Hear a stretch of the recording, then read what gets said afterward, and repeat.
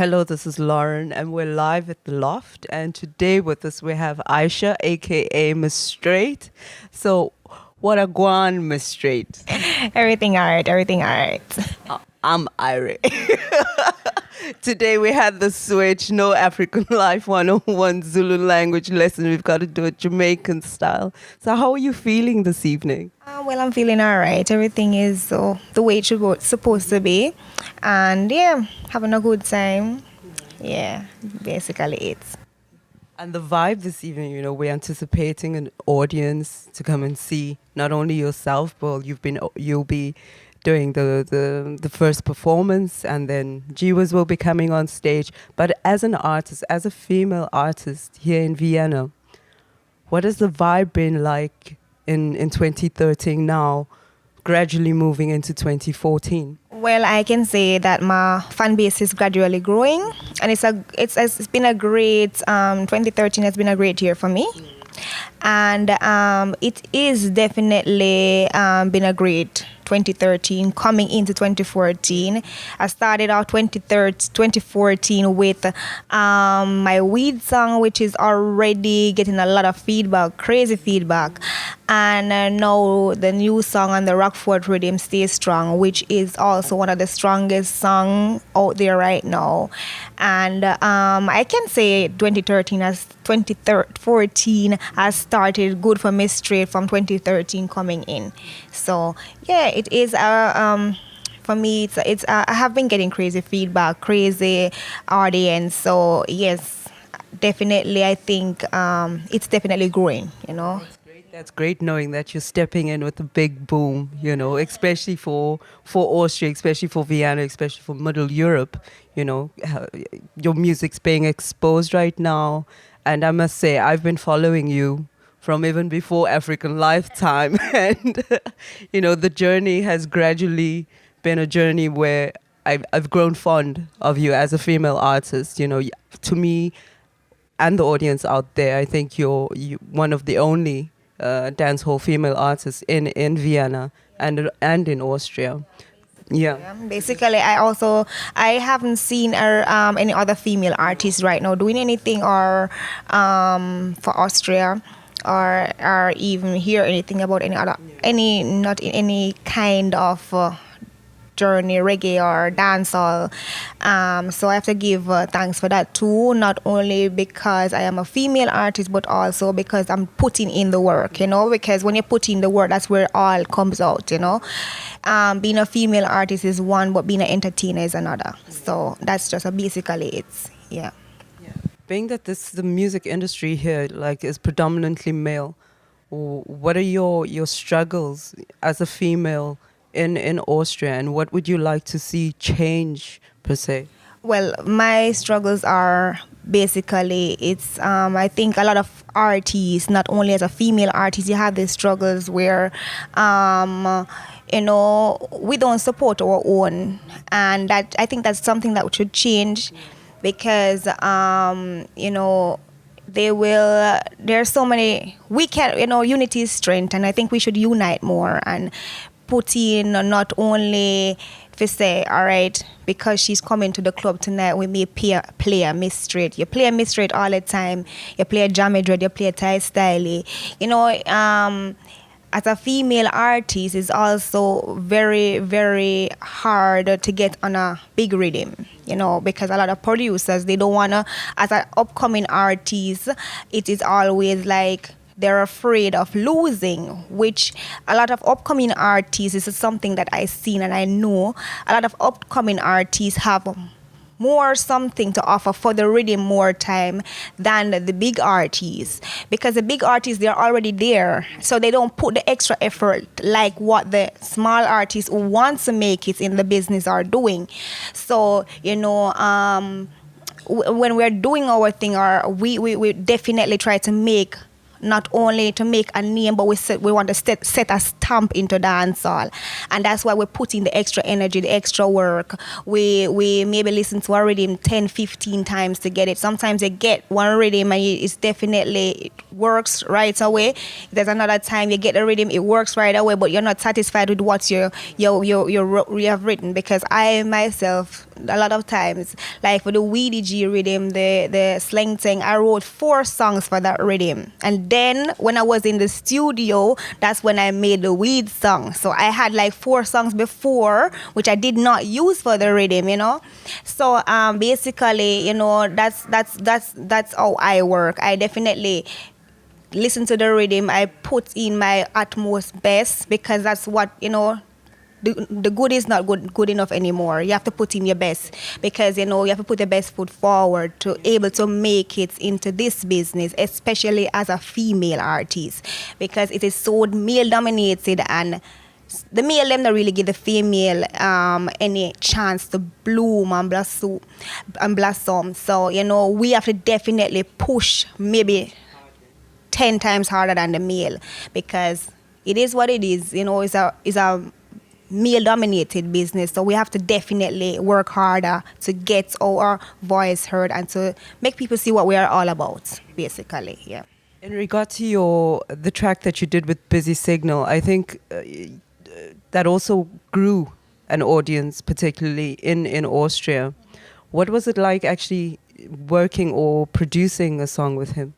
To be honest, I still did not meet Busy Signal, because that was all organized by the producer. It is a good feeling to know that I was able to do a collaboration with a big artist like Busy Signal.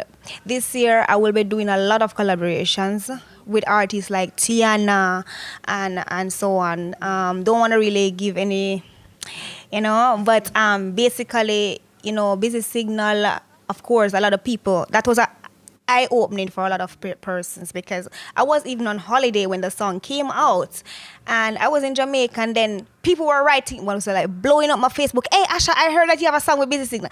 And I was like getting like 50 messages in one day. I'm like, so when I went on Facebook now, when I saw that, I was like, what happened? I was like, what happened?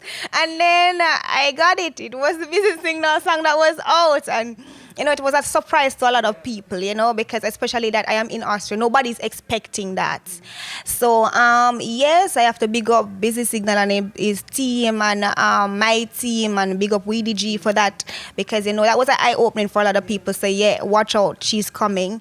And definitely I'm coming. So, like I say, hard work is the key to success, basically. Yeah.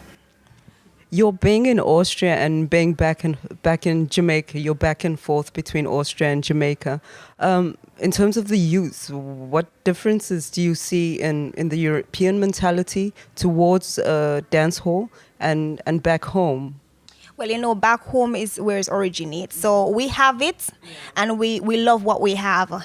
Here is where a lot of people, they get to learn about it, and they understand. Some people understand the factors of dancehall reggae. I think that me being a Jamaican, we have it, so we don't really. We just have it, It's just like we know what we have, but we don't really.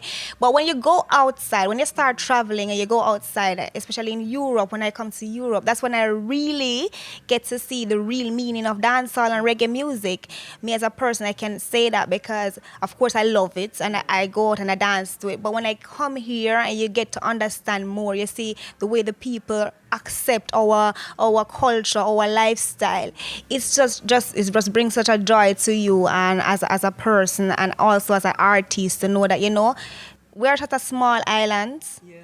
And we already have to say we dominate the world, not only with reggae music, but in other categories. And music is the main factor. So that's a joy and a good feeling. And the thing is, I think that when you're in a dance hall, from my point of view, when a dancehall or reggae in Europe and you give it, you really love it. Then they when they love it, they do love it. They give their 100%, and that acceptance that Europe have towards dancehall is just amazing. Yeah, because of course we have it, but we have it, but we're not seeing the real value. We know we have it, but when you come to a European country and you get to meet different type of people, different cultures, and you see how they still log on and stick to dancehall or reggae music. It's just a different feeling. You see, you start to appreciate what you have more, and that's basically it. The difference between them is that we have it and we know we have it, but it's just like, all right, we have it. But when you come out and you see the European people how they stick to it and they do what they're doing, you appreciate it more if they get to travel and see it. So that's just basically the difference between dance when you're living in Europe or in Jamaica. Yeah. Yeah, I think it's very true with any type of, basically with myself as well, with any type of music from back home. You take advantage of knowing that, yeah, this is from where I come from. And when you're away from it, that's when you realize that you're not the only one who's actually, so, you're based here in Europe, you're back home. Have you had any thoughts about visiting Africa? Of course. That's when my Africa tour got cancelled. I was a little bit sad because because I was definitely looking forward to mainly three, of course, Africa in general, but Gambia, Kenya, and it was supposed to be Gambia, Kenya, Uganda, and Tanzania. Yeah, that was basically those countries. And I was a little bit sad because my mother's best friend, she's from Kenya, and I was so looking forward to really go to Kenya, because I've just heard about it. I want to see it too. So that's something that I was really, but I guess it's not time. Not in Jamaica. There's a saying, nothing happened before its time. So basically, everything happened for a reason. I was sad, but there will be a day that I will definitely go. Maybe it's the end of the year. Who knows? But yeah, I'm looking forward to Africa. I'm really looking forward to Africa, and it is what it is. Yeah. Africa. I think we'd really appreciate someone like yourself being there, female representing dancehall and being Miss Str8, representing you as well. Well, what will we be anticipating, expecting from you in your next project? Well, there is. Well, there's been this controversy thing going on Facebook right now because I put up a picture with me and this guy, Sherman Smith. So that's basically also one of the reasons why my tour was canceled. But yeah, we have a song coming out also. It's also with Urban Legends. They are Caribbean. Is one of the biggest Caribbean producer right now, and he's doing a lot of stuff. And right now, I am on board. I'm working with them, and I can't wait because the song with me and Sherman should be one of the sickest songs. It's a different side of me, and I know the fans are gonna love it. And then we have two main projects, that one and the one with me alone. And we're gonna make the video for that, and everything is coming out. And yeah, I just can't wait for that because that's one of my. I'm really excited about this project because it's something. It's Caribbean, but also he does it in a different way. He's not doing it like other producers are doing it. It's something different, totally different, and I'm really looking forward to this this project. Well, yeah. I'm very excited since we're not getting the scoop as to what's going to be in there. It's all a big secret, so we've got to wait for the big boom. Well, I'd like to say thank you so much for affording us this opportunity to interview you. It's been wonderful. At long last, we've managed to get hold of you and do this, just set everything on ground. And thank you from African Life. No No problem. Every time, anytime, Miss Str8. Every time. African life. Peace out.